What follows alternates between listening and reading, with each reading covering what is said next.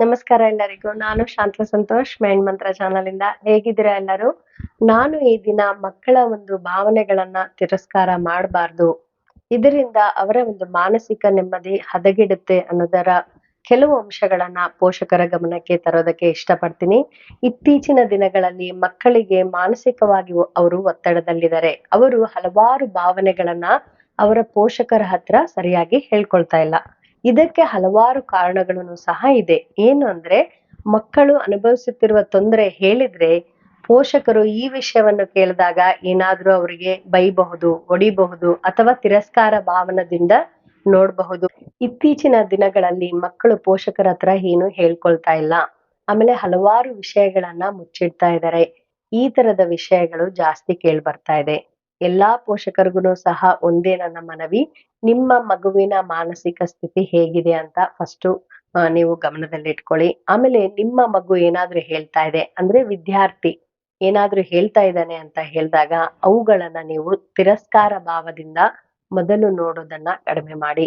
ಯಾಕೆ ಅಂದ್ರೆ, ಇತ್ತೀಚಿನ ದಿನಗಳಲ್ಲಿ ಮಕ್ಕಳು ಹಲವಾರು ವಿಷಯಗಳನ್ನ ಅವರ ತಂದೆ ತಾಯಿ ಹತ್ರ ಹೇಳೋದಕ್ಕೂ ಸಹ ಹಿಂಜರಿತಾ ಇದ್ದಾರೆ. ಯಾಕೆ ಅಂದ್ರೆ, ಅವರು ಹೇಳ್ತಾರೆ ನಮ್ಮ ತಂದೆ ತಾಯಿಗೆ ಈ ವಿಷಯದ ಬಗ್ಗೆ ನಾವು ಹೇಳಿದಾಗ ನಮಗೆ ಬೈತಾರೆ, ಹೊಡಿತಾರೆ, ಅಥವಾ ನಮ್ಮ ಒಂದು ಭಾವನೆಗಳನ್ನ ಸರಿಯಾಗಿ ನಮ್ಮ ತಂದೆ ತಾಯಿ ಅರ್ಥ ಮಾಡ್ಕೊಳ್ತಾ ಇಲ್ಲ. ಅವರಿಗೆ ನಾವು ಏನ್ ಹೇಳಿದ್ರು ಸಹ ಅವರು ಅರ್ಥ ಮಾಡ್ಕೊಳ್ಳೋದಿಲ್ಲ, ಬರೀ ಬೈತಾರೆ. ಬರೀ ನಮ್ಮ ಒಂದು ಮಾರ್ಕ್ಸ್ ಕಡೆಗೆನೆ ಸಹ ಅವರ ಗಮನ.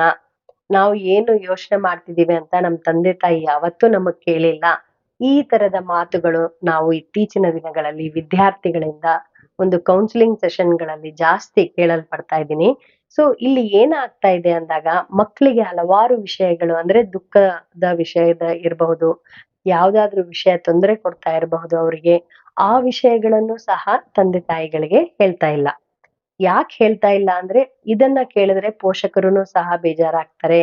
ನೀನ್ ಯಾವಾಗ್ಲೂನು ಇಷ್ಟೇ, ನಿನ್ನಿಂದ ನಮ್ಮ ಜೀವನದಲ್ಲಿ ಶಾಂತಿ ಇಲ್ಲ, ನಿನ್ನಿಂದ ನಮ್ಗೆ ಜೀವನದಲ್ಲಿ ಏನು ಮಾಡಕ್ಕೆ ಆಗ್ತಾ ಇಲ್ಲ. ಈ ತರ ಒಂದು ಬೈಗಳು ಮಕ್ಕಳಿಗೆ ಬೈದಾಗ ಇವು ನಿಜವಾಗ್ಲೂ ಮಾನಸಿಕ ಒಂದು ಸ್ಥಿತಿಯ ಮೇಲೇನೂ ಸಹ ಪ್ರಭಾವಗಳನ್ನ ಬೀರುತ್ತೆ. ಸೊ ಮಗು ಯಾವ ಒಂದು ಪರಿಸ್ಥಿತಿಯಲ್ಲಿದೆ, ಏನಾದ್ರೂ ಹೇಳ್ತಾ ಇದೆ ಅಂದಾಗ ಅದು ಸ್ವಲ್ಪ ತಪ್ಪಾಗಿರಬಹುದು, ಅಥವಾ ನಿಮಗೆ ನಿಮ್ಮ ಒಂದು ಯೋಚನೆಗೆ ವಿರುದ್ಧ ಆಗಿರಬಹುದು, ಅಥವಾ ನಿಮ್ಮ ಒಂದು ಭಾವನೆಗಳಿಗೆ ಸ್ವಲ್ಪ ನೋವುಂಟು ಮಾಡ್ತಾ ಇರಬಹುದು. ಆದ್ರೂನು ಸಹ ಅವರ ಒಂದು ಭಾವನೆಗಳನ್ನ ನೀವು ಕೇಳಿಸ್ಕೊಳ್ಳಿ. ಮಕ್ಕಳ ಒಂದು ಭಾವನೆಗಳು, ಮಾತುಗಳನ್ನ ನೀವು ತಿರಸ್ಕಾರ ಭಾವದಿಂದ ನೋಡಿದ್ರೆ ಇದರಿಂದ ಅವರ ಮಾನಸಿಕ ಸ್ಥಿತಿ ಹದಗೆಡುತ್ತೆ. ಮಾನಸಿ ಮಾನಸಿಕ ಸ್ಥಿತಿ ಹದಗೆಟ್ಟಾಗ ಮಕ್ಕಳು ದುಶ್ಚಟಗಳಿಗೆ ಹೋಗ್ತಾರೆ. ಅಂದ್ರೆ ದುಶ್ಚಟಗಳನ್ನ ಮಾಡೋದನ್ನ ಕಲಿಯೋದಕ್ಕೆ ಪ್ರಾರಂಭ ಮಾಡ್ತಾರೆ. ಈಗ ಮಕ್ಕಳು ಒಂದು 10ನೇ ಕ್ಲಾಸು ಅಂದ್ರೆ ಒಂದು 15-16ನೇ ಒಂದು ವಯಸ್ಸಿನಲ್ಲಿದ್ದಾಗ ಅವರು ಕೆಲವೊಂದ್ಸರಿ ಹಲವಾರು ತೊಂದರೆಗಳನ್ನ ಅನುಭವಿಸ್ತಾ ಇರ್ತಾರೆ. ಅದು ವೈಯಕ್ತಿಕ ಕೆಲವು ತೊಂದರೆಗಳು ಇರಬಹುದು, ಶಾಲೆಯಲ್ಲಿ ತೊಂದರೆಗಳಿರ್ಬಹುದು, ಅಥವಾ ಸ್ನೇಹಿತರ ಜೊತೆ ಇರಬಹುದು, ಅಥವಾ ಮನೆಯಲ್ಲೇ ಯಾವ್ದಾದ್ರು ಒಂದೇ ವಿಷಯದ ಬಗ್ಗೆ ಇರಬಹುದು. ಏನಾದ್ರೂ ವಿಷಯ ಇರಲಿ, ಅವರ ಕೆಲವು ಭಾವನೆಗಳನ್ನ ಅಂದ್ರೆ ಅವರು ದುಃಖದಲ್ಲಿದ್ದಾಗ, ಯಾವ್ದಾದ್ರು ಒಂದು ತೊಂದರೆಗೆ ಸಿಲುಕಿ ತುಂಬಾ ಕಷ್ಟ ಆಗ್ತಾ ಇದೆ, ಈ ತರದ ಒಂದು ಭಾವನೆಯಲ್ಲಿದ್ದಾಗ, ಏನು ಮಾಡಕ್ ಆಗ್ತಾ ಇಲ್ಲ ನನಗೆ ಇದರಿಂದ ಬರೋದಕ್ಕೆ ಅನ್ನೋ ಒಂದು ಭಾವನದಲ್ಲಿದ್ದಾಗ ಅವುಗಳನ್ನ ನಿಮ್ಗೆ ಹೇಳೋದಕ್ಕೆ ಅವರು ಪ್ರಯತ್ನ ಮಾಡ್ತಾ ಇರ್ತಾರೆ. ಇವುಗಳನ್ನ ಗಮನಿಸಿ. ಇತ್ತೀಚಿನ ದಿನಗಳಲ್ಲಿ ಮಕ್ಕಳು ಎಲ್ಲಾ ವಿಷಯಗಳನ್ನ ಪೋಷಕರಿಂದ ಮುಚ್ಚಿಡ್ತಾ ಇದ್ದಾರೆ. ಇದಕ್ಕೆ ಕಾರಣ ಪೋಷಕರು ಎಲ್ಲಿ ಅವ್ರಿಗೆ ಬೈತಾರೋ, ಅಥವಾ ಇದರಿಂದ ಅವ್ರಿಗೆ ಎಲ್ಲಿ ನೋವು ಉಂಟಾಗತ್ತೋ, ಅಥವಾ ಇವ್ರಿಗೆ ಏನಾದ್ರೂ ಒಂದು ಪನಿಷ್ಮೆಂಟ್ ಕೊಡ್ತಾರೋ ಏನೋ, ಈ ತರದ ಆಲೋಚನೆಗಳಲ್ಲಿ ಮಕ್ಕಳು ಇದ್ದು ಹಲವಾರು ವಿಷಯಗಳನ್ನ ಮುಚ್ಚಿಡ್ತಾ ಇದ್ದಾರೆ. ಈ ಒಂದು ಭಾವನೆಗಳು, ಮಕ್ಕಳ ಭಾವನೆಗಳನ್ನ ನಾವು ತಿರಸ್ಕಾರ ಮಾಡಿದ್ರೆ, ಸರಿಯಾಗಿ ನಾವು ಅವ್ರ ಮಾತುಗಳನ್ನ ನಾವು ಗಮನದಲ್ಲಿಟ್ಟು ಕೇಳದೆ ಇದ್ದಾಗ ಅವರಿಗೆ ತಾತ್ಸಾರದ ಒಂದು ಮನೋಭಾವ, ನಾವು ಏನ್ ಮಾಡ್ತಾ ಇದೀವೋ ಮಕ್ಕಳ ಜೊತೆಗೆ ಅದು ಅರ್ಥ ಆಗತ್ತೆ. ಇದರಿಂದ ಅವರು ಜೀವನದಲ್ಲಿ ಹಲವಾರು ವಿಷಯಗಳನ್ನ ನಿಮಗೆ ಮುಚ್ಚಿಡಬಹುದು, ನಿಮಗೆ ಹೇಳ್ದೇನೆ ಇರಬಹುದು. ಇದರಿಂದ ಅವರ ಮಾನಸಿಕ ಒತ್ತಡನೂ ಸಹ ಜಾಸ್ತಿ ಆಗ್ಬಹುದು. ಇದರಿಂದ ಅವರ ಜೀವನದಲ್ಲಿ ನಕಾರಾತ್ಮಕ ಬೆಳವಣಿಗೆಗಳೂ ಸಹ ಆಗ್ಬಹುದು. ಸೊ ಈ ಎಲ್ಲಾ ವಿಷಯಗಳು ಒಂದಕ್ಕೊಂದು ಸಂಬಂಧಪಟ್ಟಿದೆ. ನೀವು ನಿಮ್ಮ ಮಕ್ಕಳ ಒಂದು ಬೆಳವಣಿಗೆಯಲ್ಲಿ ಅವರಿಗೆ ಯಾವ್ದಾದ್ರು ಒಂದು ಮಾತುಗಳನ್ನ ನೀವು ಅವರು ಹೇಳ್ತಾ ಇದ್ದಾಗ ನೀವು ಅವುಗಳಿಗೆ ಗಮನ ಕೊಡಿ.